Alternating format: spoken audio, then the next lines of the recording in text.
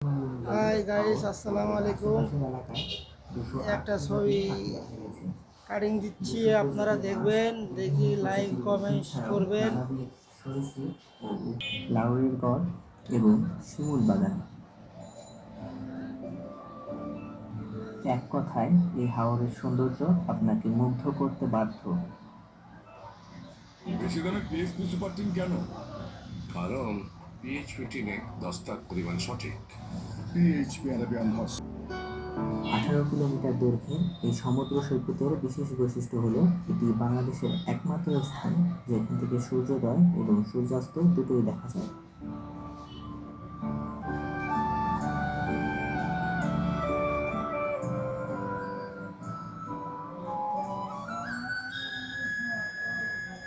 এবারে 7 নম্বরে রয়েছে রাঙামাটি। নৈসর্গিক সৌন্দর্যের এক অপার লীলাভূমি পার্বত্য রাঙামাটি জেলা। প্রকৃতি যেন তার রূপ আর সৌন্দর্য দুটোই ঢেলে দিয়েছে এখানে।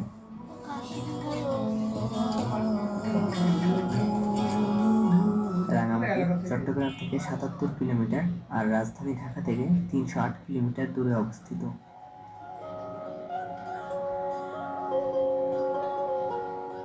রাঙামাটির অন্যতম দর্শনীয় স্থানগুলো হচ্ছে Kaptai lake, symbol of Rangamati নামে খ্যাত ঝুলন্ত সেতু, রাজবন বিহার, সুবলং ঝর্ণা, নৌবাহিনী picnic spot, Aranyak resort, অলওয়েল park, Furomon পাহাড় ইত্যাদি।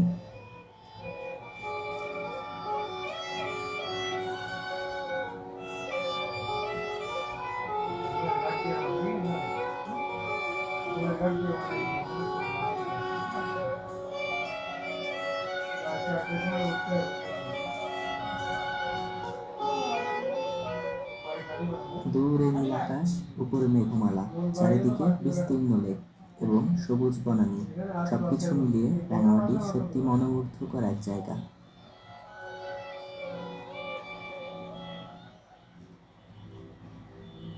এবারে 6 নম্বরে রয়েছে সুন্দরবন। সুন্দরবন হল বঙ্গোপসাগরের উপকূলবর্তী অঞ্চলে অবস্থিত একটি প্রশস্ত বনভূমি, যা বিশ্বের প্রাকৃতিক বিস্ময়গুলির অন্যতম। সমুদ্র উপকূলবর্তী নোনা পরিবেশের সবচেয়ে বড় ম্যানগ্রোভ বন হিসেবে সুন্দরবন বিশ্বের সর্ববৃহৎ অখণ্ড বনভূমি। 10,000 বর্গ কিলোমিটার জুড়ে গড়ে ওঠা সুন্দরবনের 6,017 বর্গ কিলোমিটার রয়েছে বাংলাদেশে এবং বাকি অংশ রয়েছে ভারতের মধ্যে। বর্তমানে বনের আশেপাশের অঞ্চলে মানব বসতি গড়ে ওঠায় মূল বনের আয়তন অনেকটাই কমে এসেছে। রয়্যাল বেঙ্গল টাইগার সহ নানা বিচিত্র ধরনের ভ্রমণ গল্প চায়ের রাজধানী খ্যাত নয়নাভিরাম সৌন্দর্যের লীলাভূমি এই শ্রীমঙ্গলকে নিয়ে।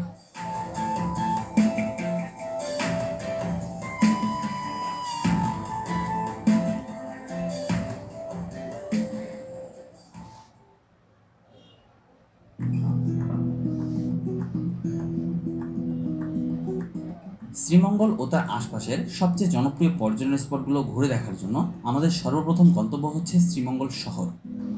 ঢাকা অথবা দেশের যে কোনো প্রান্ত থেকে শ্রীমঙ্গল রুটের যে কোনো বাসে করে চলে আসতে পারেন এই শ্রীমঙ্গল শহরে। এবারের যাত্রায় আমরা যাচ্ছি ঢাকার সায়দাবাদ থেকে শ্যামলী পরিবহনের একটি নন।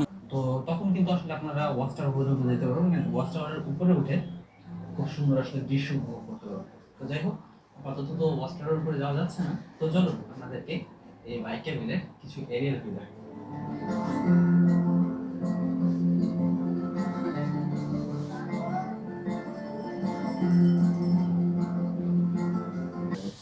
আমাকে বলো ভাই আমার একটা ছবি তুলে দাও। রাখানো হয়েছে আর একটু পর পর বিভিন্ন জায়গা দেখতে পেলাম ডাস্টবিনও রাখা রয়েছে। আমরা যারা এখানে ঘুরতে আসবো যত তত যেন ময়লা না ফেলে নির্দিষ্ট স্থানে ফেলি। রাজশাহী যারা ঘুরতে আসবেন চাইলে এখানেও আসতে পারেন। এই জায়গাটা আসলে খুব সুন্দর। এখানে পুরো অংশটি দেখাতে গেলে ভিডিওটা অনেক বড় হয়ে যাবে। এই জায়গাটিকে আলাদাভাবে ভিডিও করে আমি পরে দিব। যারা এখনো চ্যানেলটি সাবস্ক্রাইব করেনি সাবস্ক্রাইব করে নিন, তাহলে পরবর্তীতে এই ভিডিওগুলো দেখতে পারবেন। এবার চলে এসেছি সিএনবি মোড়ের স্থানে। এর আগের বার যখন এখানে এসেছিলাম তখন এখানে সড়ক পাতিগুলো ছিল না। সড়কের বাম দিকটি চলে গেছে লক্ষ্মীপুর মোড় মিন্টু চত্বরের দিকে।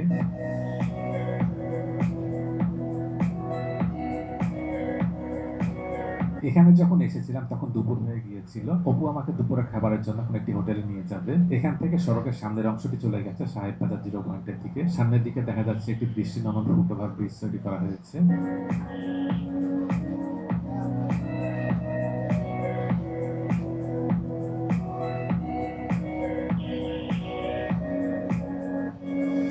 এই ফুটওভার ব্রিজটির বাম পাশেই Rajshahi new government degree college.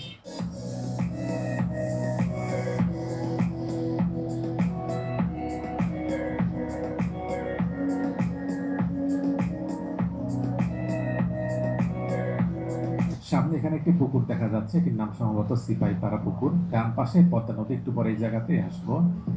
এবার দুপুরের খাবার খেতে চলে আসলাম বিন্দু হোটেলে। ভিডিওর প্রথম দিকে আপনাদেরকে যে বিন্দুর মোড় দেখিয়েছিলাম, এটির সামনেই হচ্ছে এই হোটেলটি। মূলত এই হোটেলটির নাম অনুসারে এই মোড়টির নাম রাখা হয়েছে বিন্দুর মোড়। আমরা খাবার জন্য এখানে অর্ডার করেছিলাম সাদা ভাত, গরুর গোশত এবং রাজশাহী অঞ্চলের সর্বপ্রাচীন ইমারত। সুনির্দিষ্টভাবে এই ইমারতের নির্মাণকাল নির্ধারণ করা না গেলেও বিভিন্ন সূত্রের মাধ্যমে এর নির্মাণকাল অষ্টাদশ শতাব্দীর প্রথমার্ধে বলে ধারণা করা হয়। এটি প্রথমে ওলন্দাজ বা ডাচদের ব্যবসা কেন্দ্র ছিল। 19বিংশ শতাব্দীর প্রথম দিকে ডাচরা ভারতে তাদের কর্মকাণ্ড গুটিয়ে নেওয়ার সিদ্ধান্ত নেয় এবং 1814 সালে ইংরেজদের সাথে একটি চুক্তি করে বড় কুঠি সহ ভারতের সকল ব্যবসা কেন্দ্র ইস্ট ইন্ডিয়া কোম্পানিতে এবার দেখতে পেলাম সব ফুটওভার ব্রিজ একই রকম করা হয়েছে। এটি হচ্ছে ফুটওভার ব্রিজটির রাতের দৃশ্য।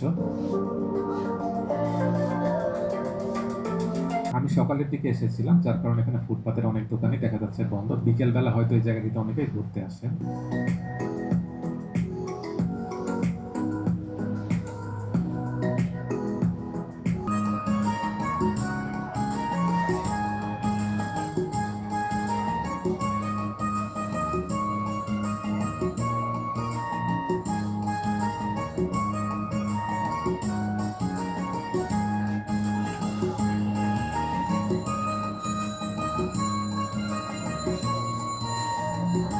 রাজধানী ঢাকা থেকে ৩২৬ কিলোমিটার পথ পাড়ি দিয়ে চলে এসেছি প্রকৃতির স্বর্গরাজ্য পার্বত্য বান্দরবানে। বান্দরবানে যে শুধু প্রকৃতির বৈচিত্র্য তা কিন্তু নয়, জীবনধারার বৈচিত্র্যেও ভরপুর এক জনপদ এই বান্দরবান। আজ এমন একটা জায়গায় এসেছি যেখানে একই প্রাঙ্গণে দেখা পাবো বৈচিত্র্যময় জীবনের পদচারণা। প্রিয় দর্শক, স্বাগত জানাচ্ছি পার্বত্য বান্দরবানের সদর বাজারে।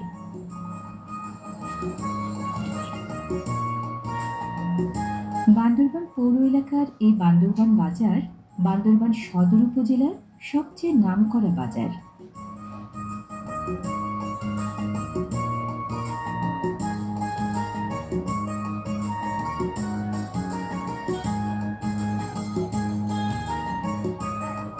প্রায় সব ধরনের পণ্য বহনে ব্যবহৃত হয় বাঁশের ঐতিহ্যবাহী এই পিঠ ঝুড়ি।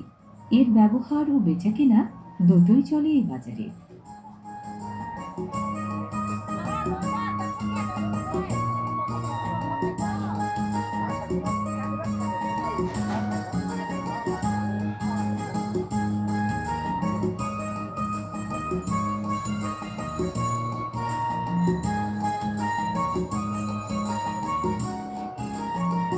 সাঙ্গু নদীর দক্ষিণ পাড়ের নামকরা এই বাজারটি বিখ্যাত রাজার মাঠ থেকে প্রায়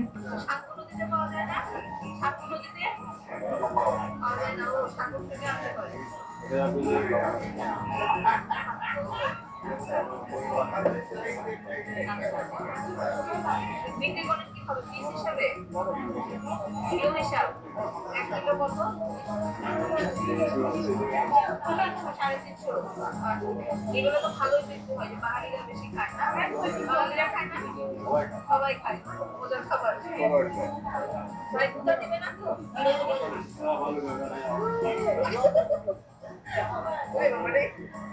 কাঁকড়া, কাছিম, উচ্চা, ব্যাং, শামুক, ঝিনুক সব মিলে এখানে।